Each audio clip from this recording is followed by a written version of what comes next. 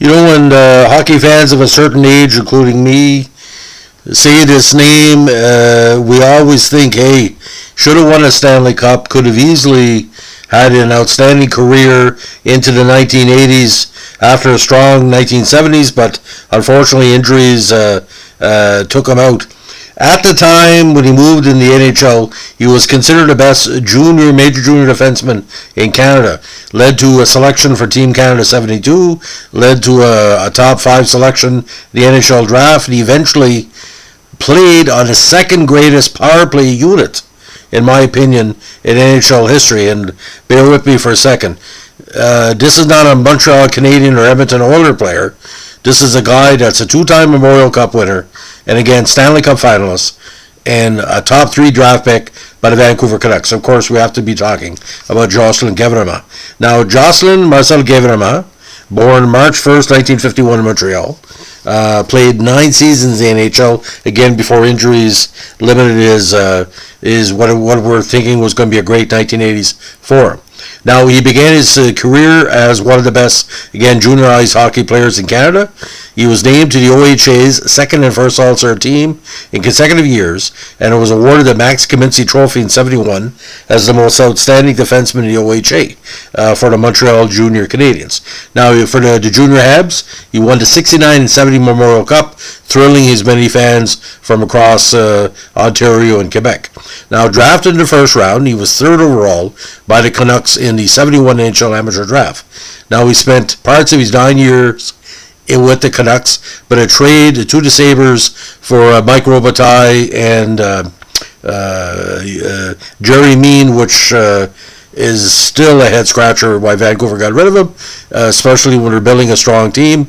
But when he was Buffalo, my God, that power play unit they had in Buffalo, him, Danny Gare, Gilbert Perreault, Rick Martin, and Gare, Robert, Perreault, Martin, to Guevremont. Again, unstoppable in a certain situation. You see the 6-game series where he defeated Montreal in '75. You know what he was doing for his squad. Now, this led to a selection in 1974 for the All-Star game. He put up a great performance.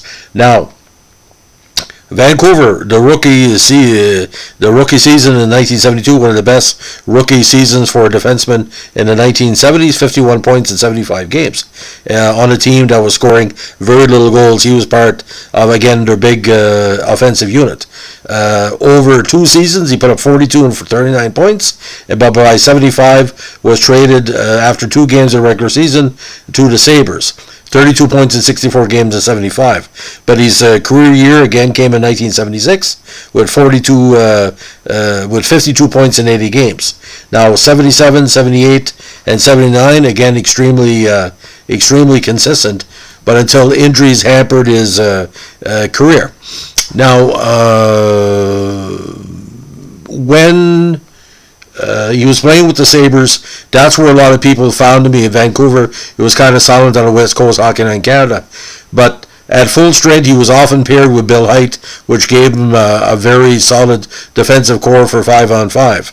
Now, the right wing depth on the Sabres caused that 5-man power play unit. Now, if I'm not mistaken, they had broke some kind of record for power play points for the Sabres all time in that 75 season. Again, a tremendous career.